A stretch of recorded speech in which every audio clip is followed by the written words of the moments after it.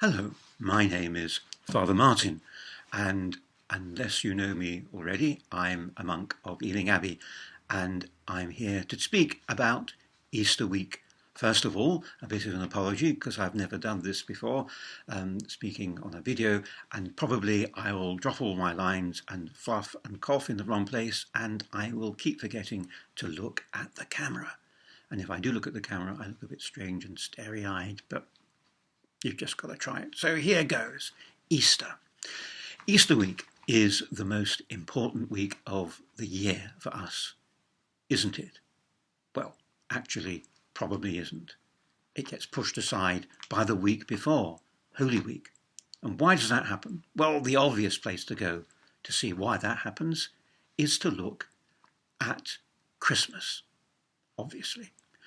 Christmas, we all know, starts somewhere in October and goes on and on and on in the preparing and in the celebrating until we get to the point sometime on the afternoon of Christmas Day when we've used up our Christmassitude. We're Christmased out and sort of stop. And the 12 days of Christmas, the feasts, the celebrations which fill up the Christmas season and help us understand what it's about, well, we sort of pass them by, really, because we've done it so much already. But at least we have thought and celebrated Christmas quite a lot. Easter week suffers a similar fate, but it's been forgotten almost entirely. Instead, we have Lent and Holy Week. Now, Lent's an important time, and it fills our imagination powerfully.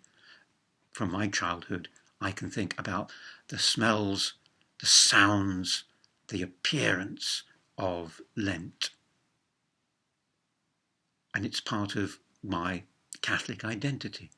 And that period culminates in Holy Week, and most of all for a traditional Catholic, and I think I am, a word which has perhaps been borrowed for another context too much recently, that culminates in Good Friday.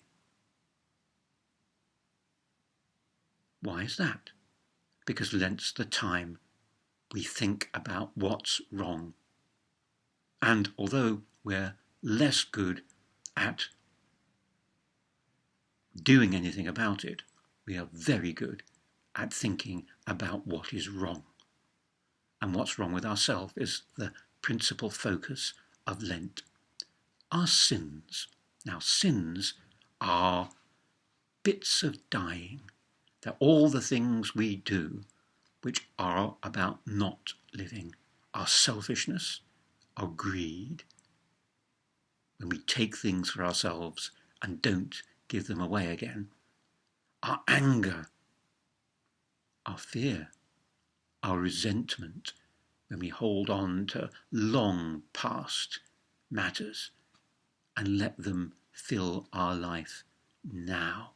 All those are ways of not living. And bit by bit they take our toll. In fact, they're why our world is in so many ways in such a bad shape. That's what we try and bring to mind during Lent. And the culmination of that is Good Friday. Jesus dying on the cross, our remembering, living through his dying, his passion and his death. All that happens because of our foolishness, sinfulness, deadness. And he takes on our deadness and ends up on the cross and then in the grave because of it. What happens next is the resurrection, and that's what Easter week is about. But having gone through all the period of Lent and the drama of Good Friday, somehow or other we lose the impetus, the stamina to carry on reflecting and carry on learning and perhaps even carrying on changing.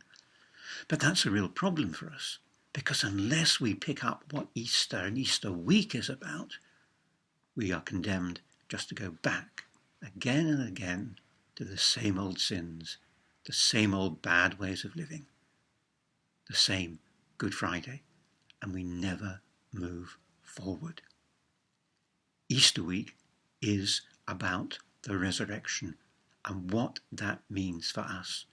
Now notice what Jesus does in the resurrection. He meets people.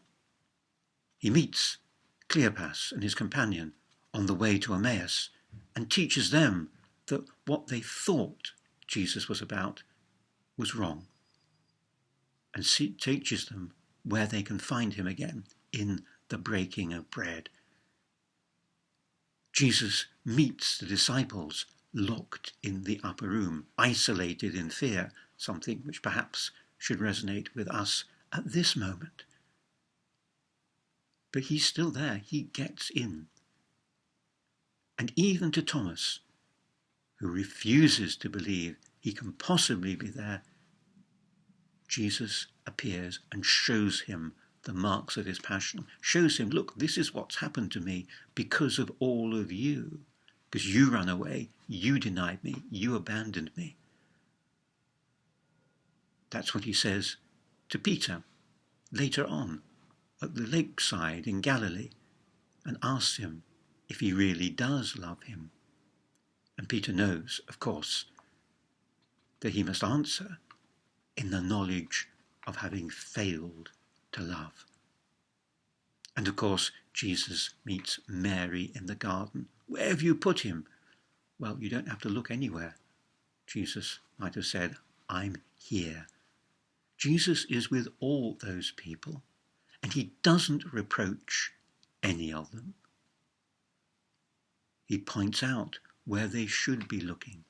So he engages in, well, a series of conversations with people. And at this time, when we're a bit deprived of contact and conversation, now's the time to appreciate it and learn what it can mean for us. For someone to say, here I am, despite, actually because of what's possibly wrong with you. But I'm not running away. I'm not hiding. I'm here. That's part of what the resurrection means. And we need time to think about that, to think, what does it mean for me to be so accepted that someone I've abandoned and denied by my way of living, by the things I've said and done, but that person can't be kept out. Even if you lock the door, even if you hide, it can't be kept out. Now, what you do with that knowledge, well, that's different. We are free to accept it or reject it, or possibly more likely to sort of not quite grasp what it's for and forget it. But if we do that, we end up back in Lent, forever atoning, trying to apologize for the same problems. And Jesus in the resurrection is saying, I'm alive, that you can be alive too. You can be alive by letting yourself, accepting being forgiven, accepting what it is to be loved by me, who's taken all that you've done and not thrown it back at you, but instead come back to say, I am here, I'm alive. Now where are you? That's quite a lot to think about in this great week, the first week of Easter, where every day is a resurrection. Every day is a moment to say, Jesus is alive, so I can be too. Alive in the way I think, alive in the way I desire, alive in the way I hope. Hoping to see him more, always more, and to follow him always more. Happy Easter to you all.